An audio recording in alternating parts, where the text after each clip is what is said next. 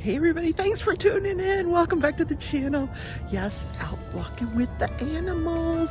Except for Pearl, she doesn't do the walk thing. Another brisk morning, 40 degrees today. It's supposed to go up to 80 today. Like, who knows how to dress in this weather? Not me. Anyway, stay tuned. Got a good show for you today.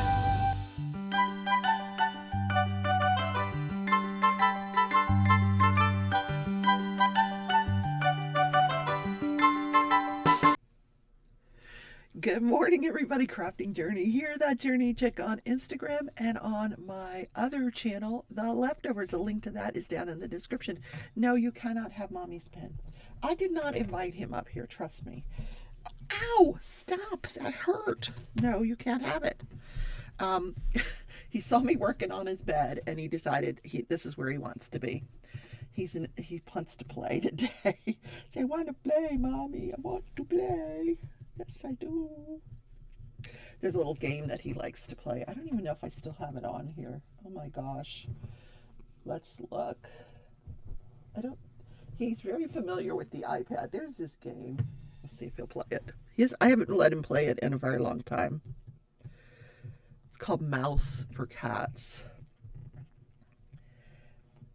Yeah, Mommy's trying to work on your bed.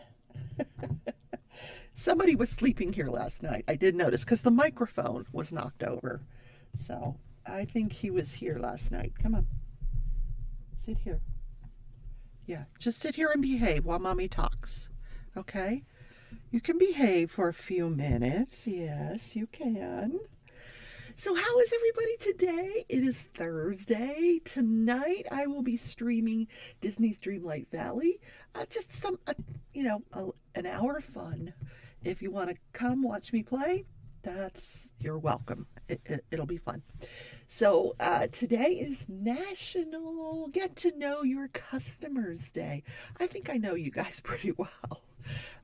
You guys want me to put up some cat beds in my store, and I'm listening. I'm going to see if I can find, this is a 6-weight yarn that I've been using, and it works, but I'm going to see if I can find some, oh, no, we're not playing with the yarn.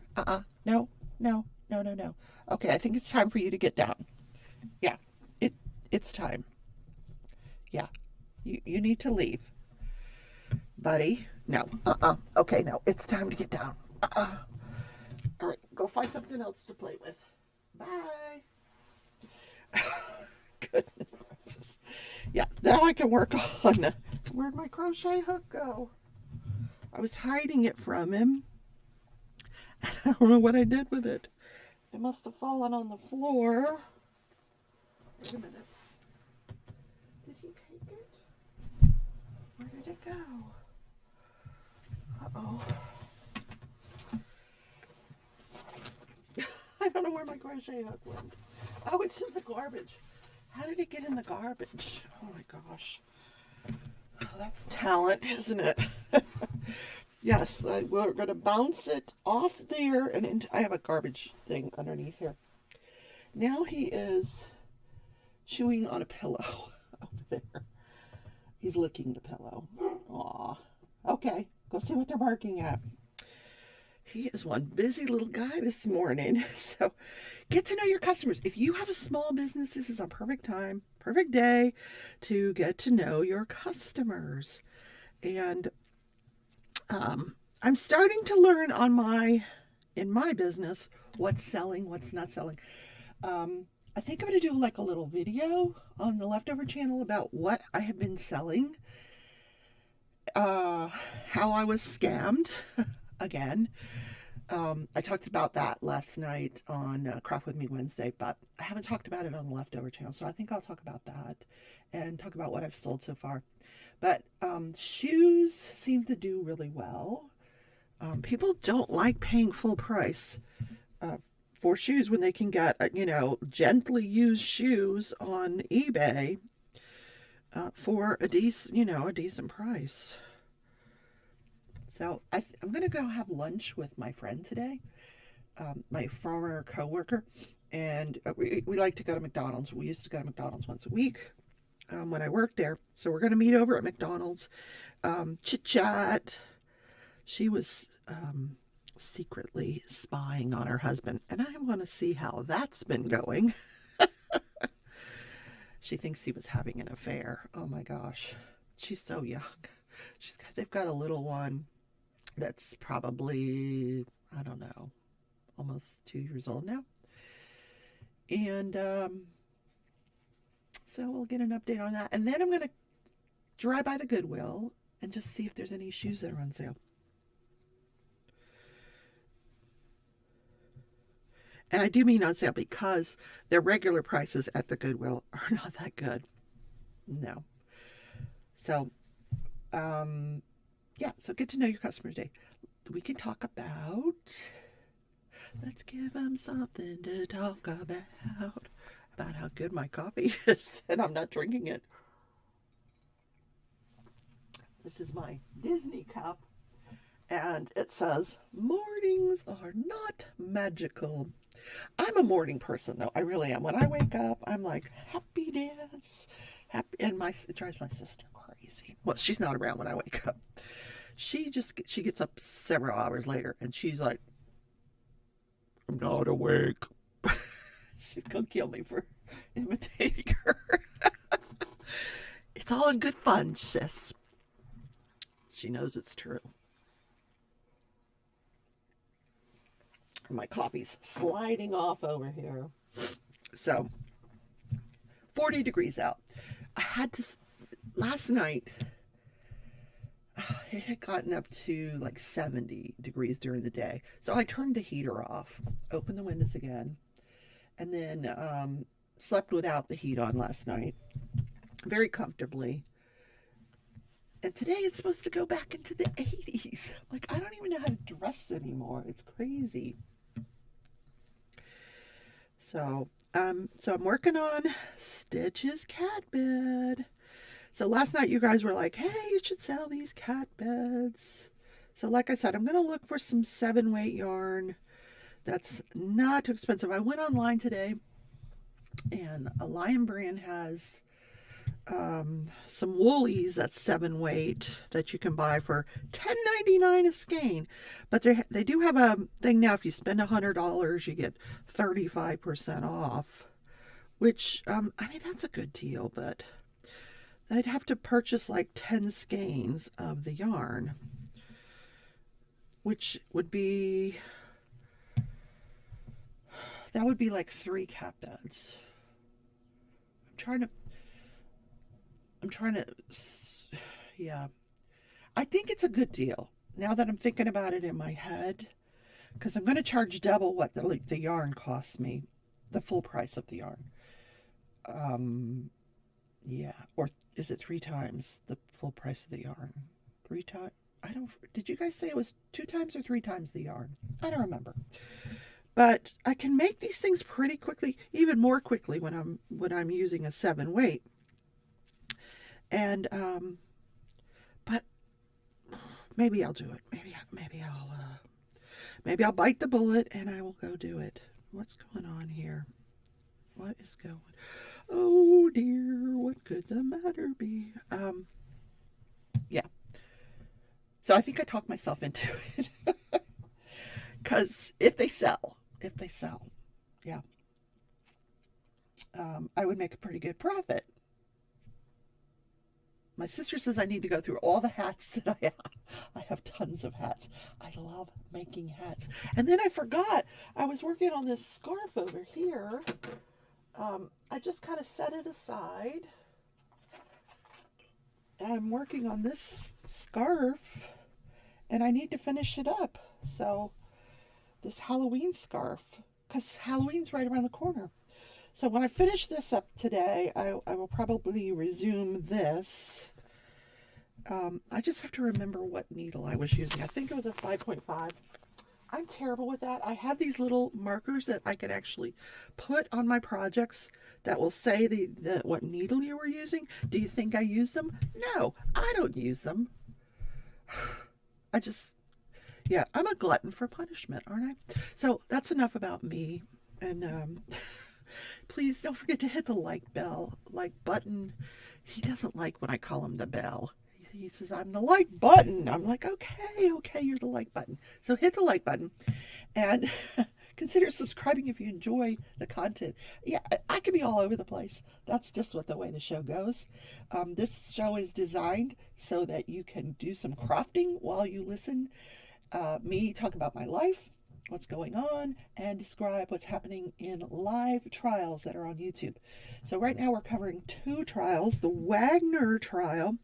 George Wagner is on trial for the murders of 8 members of the Rodin family. Now, George's family, the Wagner family, Angela and Billy, the father, mom and dad, and Jake and George, the 2 sons, were accused of plotting to kill the Rodin family and then carrying it out. Obviously, Angela stayed at home, but she participated in a lot of the planning. She has taken a plea, pled guilty, and in exchange for a 30-year sentence, which means she will get out on parole someday.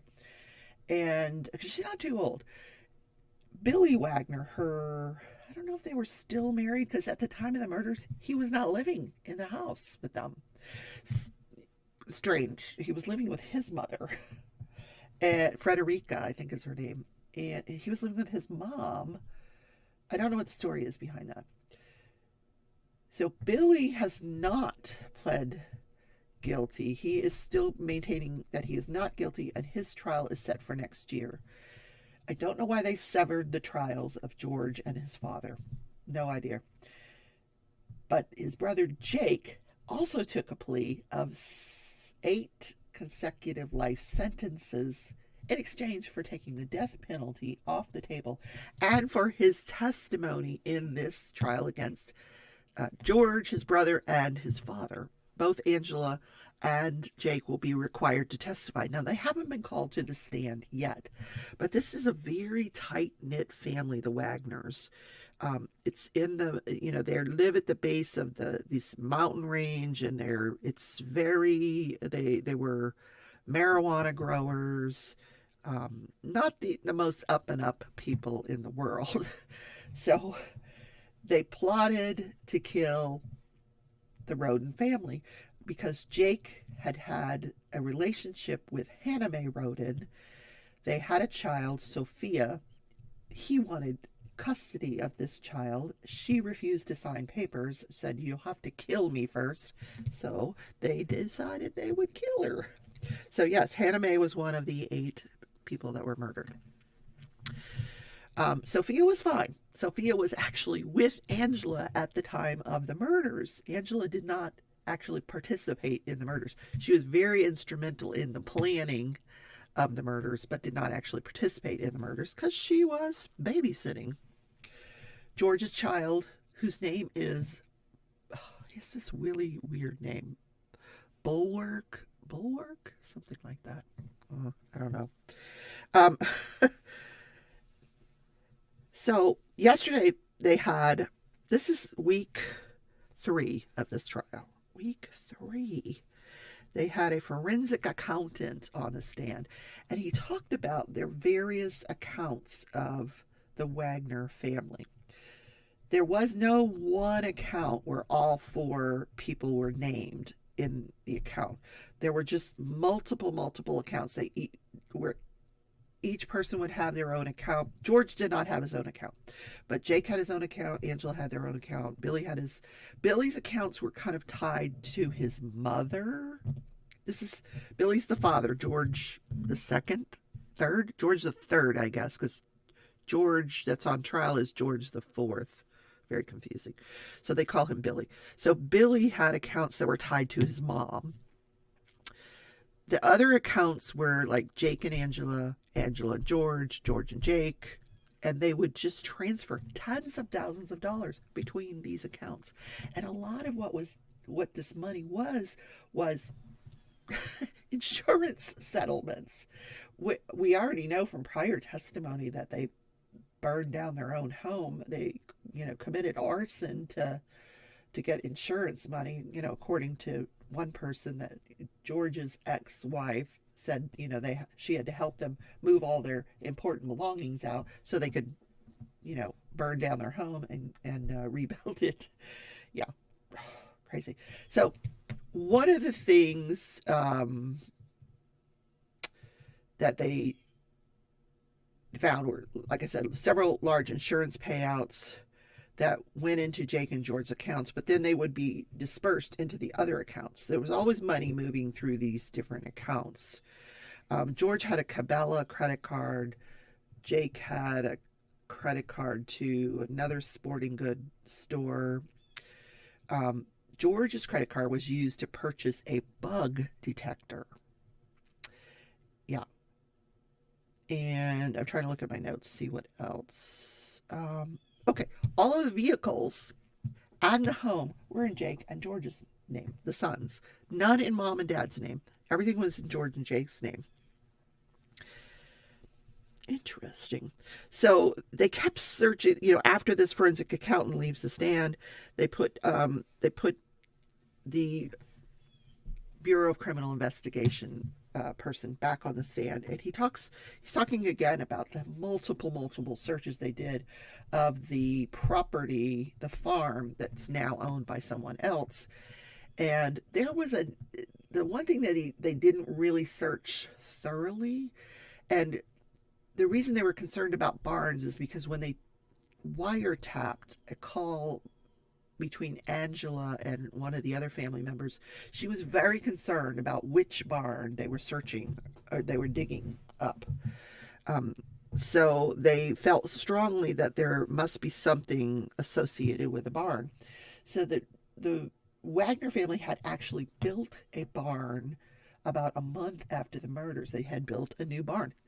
This was a huge property, huge. So they built a new barn, but and the detectives had this very strong feeling that there was weapons and stuff probably buried in the concrete, as that was the foundation of this barn, and they had the right and could have torn up that concrete, but then they would have had to rebuild the entire barn for the new homeowners. And so they hemmed and hawed, and they finally said, nah, I don't think we're going to do that. Yeah. And they didn't. So what they did was they went to one of the older barns where there was a thing called a cistern. And I've meant to look that up. Alexa, what is a cistern? I don't think my Alexa is attached. I thought she was. Let's try Google. I think it's a well. I'm not sure. Let's look up, see what a cistern is. Where's Google? What is a cistern? Here's the definition of cistern: a tank for storing water, especially one supplying taps or as part of a flushing toilet. Oh, yay. It's a well.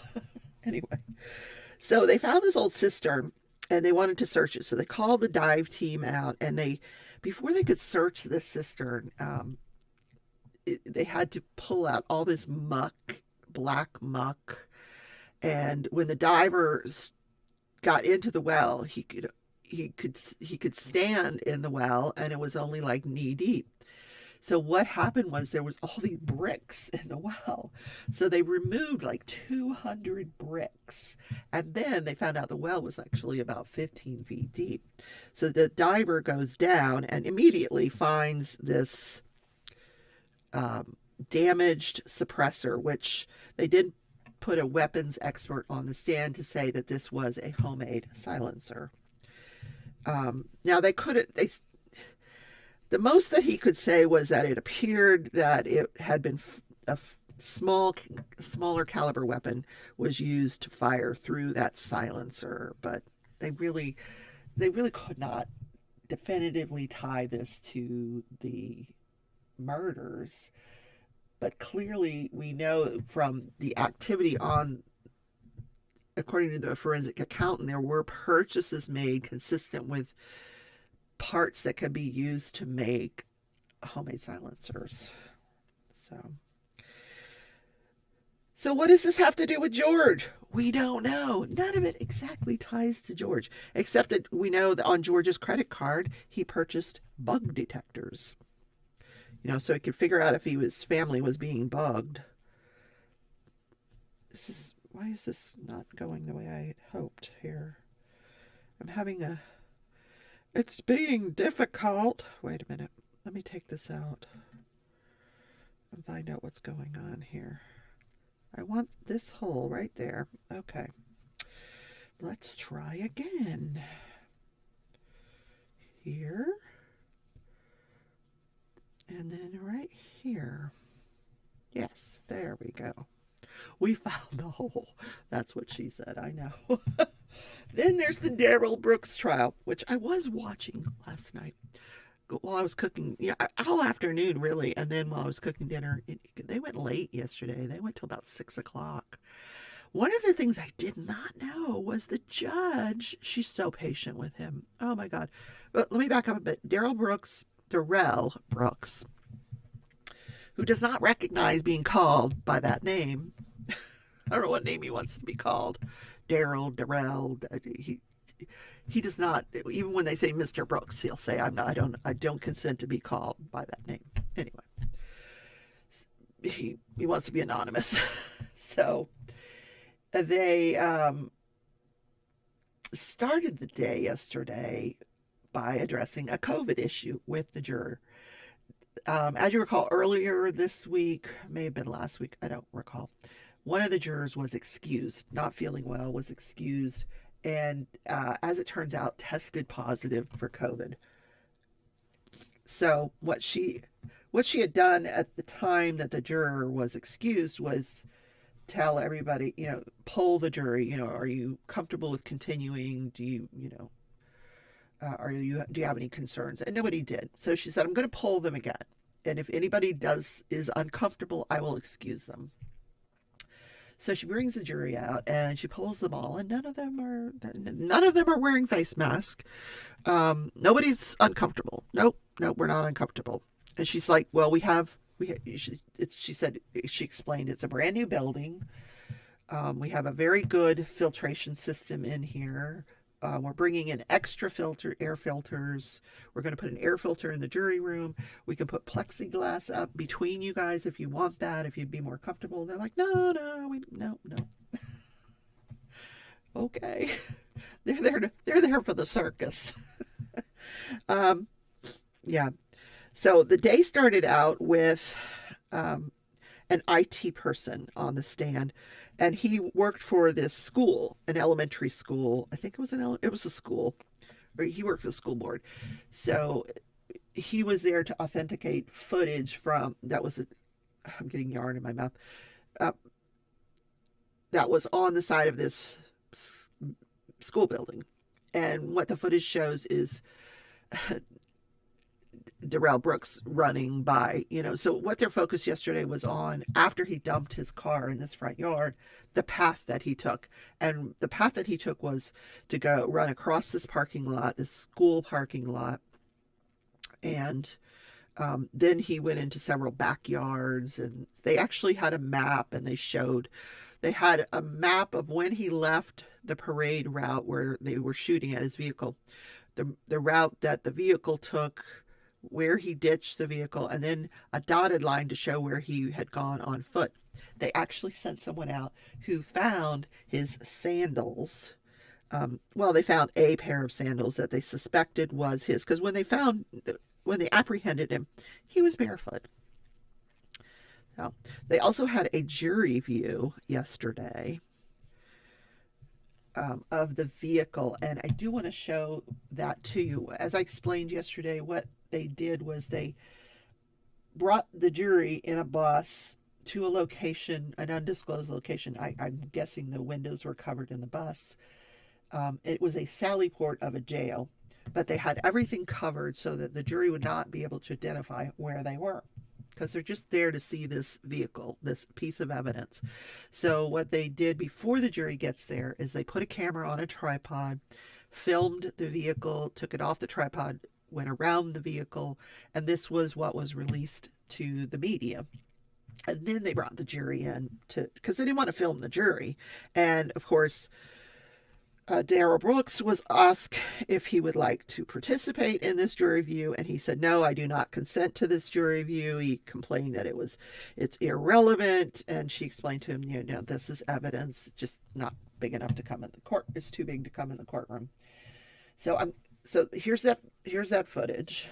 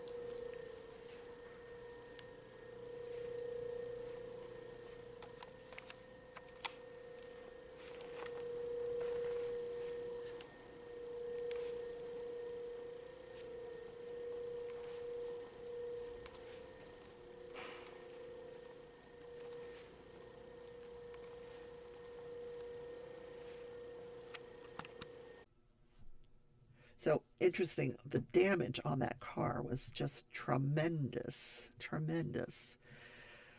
Yeah, it just kind of leaves you speechless. Yeah. And I noticed the thing that struck me was the number of prints on the windows. Like people were trying to stop this car.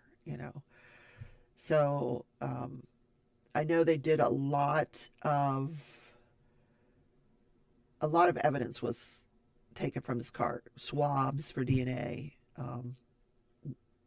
And the person that collected the evidence obviously did not know the results of the DNA. And Daryl kept saying, "Well, you don't know the results." And what Daryl doesn't understand is the lab runs the results, and the lab will come in and testify about what the results were.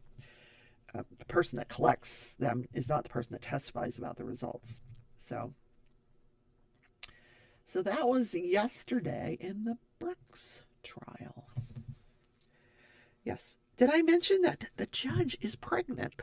Yes. God bless her. She's going through all this and she's pregnant. This poor thing has to deal with this child of a defendant, and she's about to have her own child. I guess it's good practice. I don't know if she has any kids at home right now. She might. Okay, so that is what's going on in law and crime. Now, I woke up this morning. Oh my God, breaking news. The British Prime Minister, this is not crime related, the British Prime Minister resigned. She'd only been in office like 78 days. Like, I remember her going, shaking hands, meeting with Queen Elizabeth. I don't know if they shook hands, but she met with Queen Elizabeth, and I'm thinking, oh, great, another female British Prime Minister. 78 days later, her party is like infighting. The economy's tanking. I think it was tanking before that, but it got worse. Max, let me know what this is all about. Max is going to give me the scoop. One of my subscribers. Max, she'll watch this tonight and she'll give me the scoop. But now, like within the Conservative Party, they said that there was like all this infighting, literally infighting. They were pushing, shoving, and like, I don't know what went on there yesterday, but it ended up with her resigning. I'm like, there was apparently votes of no confidence, and a lot of her own party members said that they were not confident with her, and they're calling for a general election to occur within a week. That's going to be interesting to pull off, a general election in 1 week. Yeah. So I'm interested to see that. I really am. Good luck. I mean, at least we're not the only country where the politics is like a mess. Really. But they said that she severely damaged the Conservative Party, and I guess her economic policies, the stock market, once they got wind of what the economic policy was going to be, they took a really bad turn for the worse, and the economy got even worse, and I don't know. It's terrible. So my heart goes out to you guys, because what a terrible situation. Yep. Alrighty. So I'm not far from being done with this bed. I think I may go around and around. Why is this, am I doing this too tightly? Maybe. I thought I was doing it loosely. Let me pull it up and make it looser. There. Yeah. So again, I may go around like one more time. This is 2 times here. 2 times. I may do like maybe 2 more times. I don't know. I want it to be a little bit high so they can snuggle.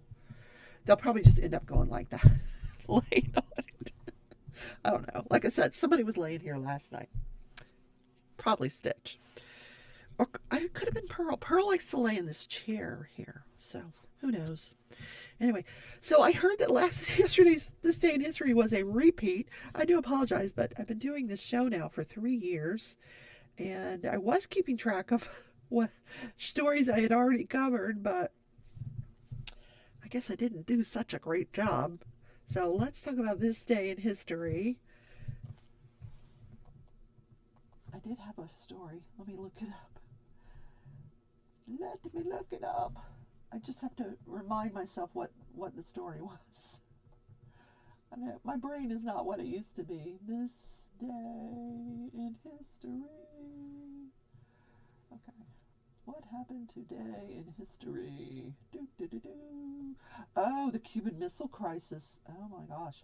So, in 1962, JFK, he's supposed to be like visiting the World Fair or something like that. Like, normal political stuff that he's supposed to be doing.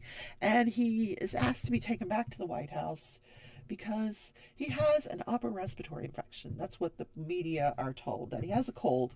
He's going to go to bed. Well, he wasn't in bed. He was with his advisors. They were having this top secret meeting because Russia was putting missiles, nuclear weapons in Cuba. And so over the next few days, he went round and round with Khrushchev over these missiles. And finally, they came to an agreement. Russia agreed to remove the missiles if we removed our missiles from Turkey. So that's how that was resolved. Whew. Okay. No nuclear war. Thank God. But we were on the brink of one. Yeah. Because that would position the Russians to directly attack the U.S. I think it was after that they decided to put the red phone in, because they were communicating via telegrams. And yeah, crazy. Okay. That is This Day in History. 62. JFK. What would have happened if he'd stayed in office? Man, if he hadn't been shot and killed. Hi, Stitch. Here he comes. He's like, here I come to save the day. Hi. What? Meow. Come on. You come on up. Come on. Meow. You want my attention? I know. All right, guys. I will see you tonight in the streaming of the game if you're interested. If not, I'll see you tomorrow in Crafting and Crime Daily. Here he comes to save the day, my super cat. Say, isn't it ready yet, Mom? It's not ready yet. It's like, when's it going to be ready? I want to be in it. It is cool outside today. All right. Bye, everybody.